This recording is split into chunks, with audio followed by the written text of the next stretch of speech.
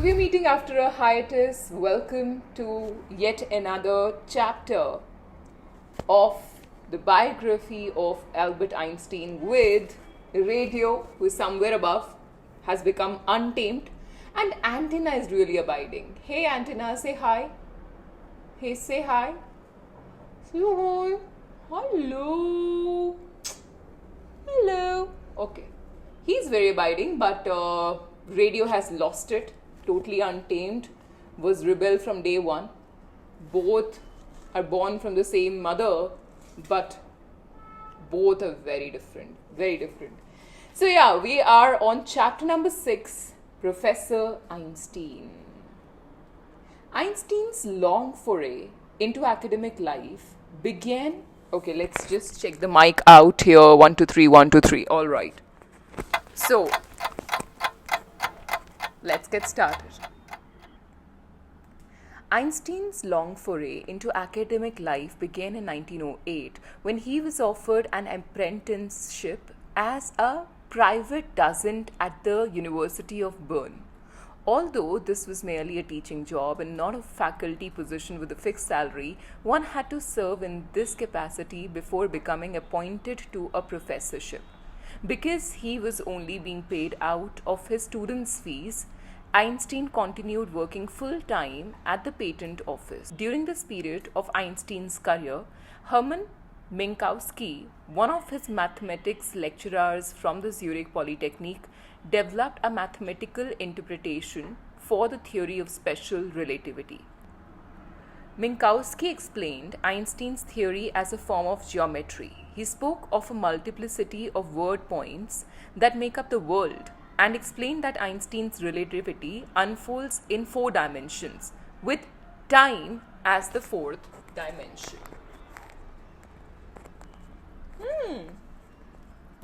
It was Minkowski's geometrized version of relativity that most of Einstein's contemporaries first studied his theory. In July of 1909, Einstein resigned from the patent office and began to work full-time as a theoretical professor at the University of Zurich. His position was that of Professor Extraordinarius, which was a step up from private dozent, but still not a tenured position at the top of the academic echelons. Extraordinarius professors still had to teach several hours a week and supervise PhD students, although Einstein enjoyed his own research. Only the position of Professor Ordinarius would free him to devote himself fully to his theories. Einstein was offered such a position that same year by the University of Prague. In Prague, Einstein and Mileva enjoyed a higher standard of living, but their relationship became increasingly tense. Mileva was unhappy with the move because she felt like an outsider in a foreign land. She also felt increasingly jealous of Einstein's colleagues and friends, especially his cousin Elsa Lauenthal, with whom he was quite close.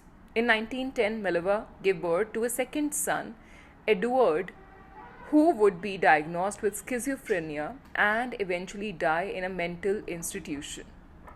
The year and a half that Einstein and Mileva spent in Prague was a very difficult time for their relationship.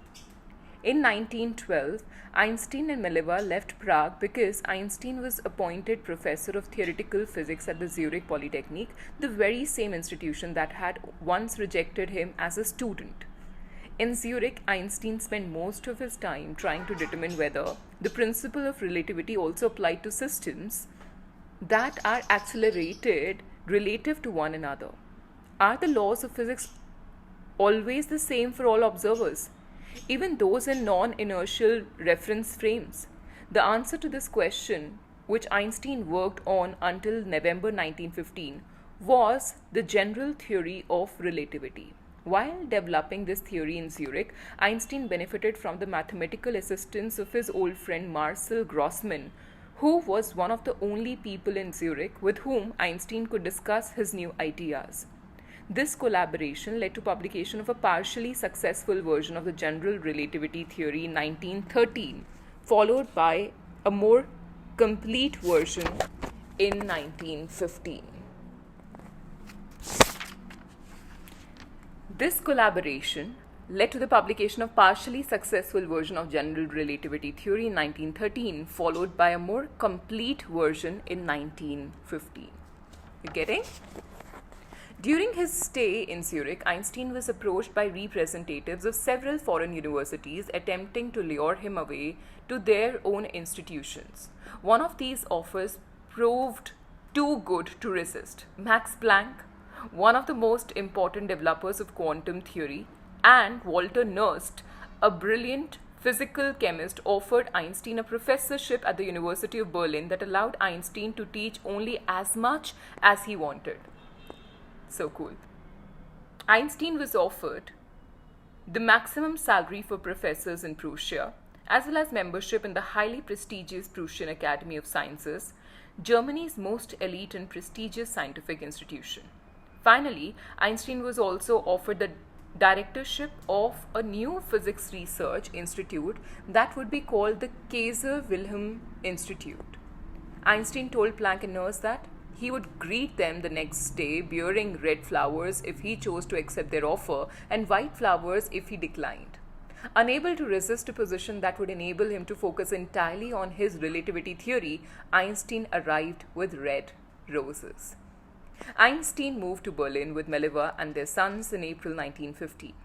However, by this time, their marriage had turned fully sour, and Meleva and the children returned to Zurich in June with the helpful intervention of Einstein's friend Michel Bessot. Although Einstein and Meleva did not officially divorce until February 1919, Einstein knew that their 1915 parting was final. He had already begun spending large amounts of time with his cousin Elsa.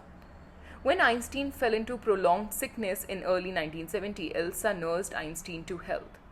By the summer of 1917, he had moved into a flat next door to Elsa, a clear sign that it was time to begin divorce proceedings with Meleva. Thus, after nearly a decade of traveling from one country to another to fill a series of increasingly prestigious academic posts, Einstein at last settled with the woman who would soon become his second wife and his lifelong companion in the country from which he had renounced his citizenship. So that was chapter 6. General relativity awaits next.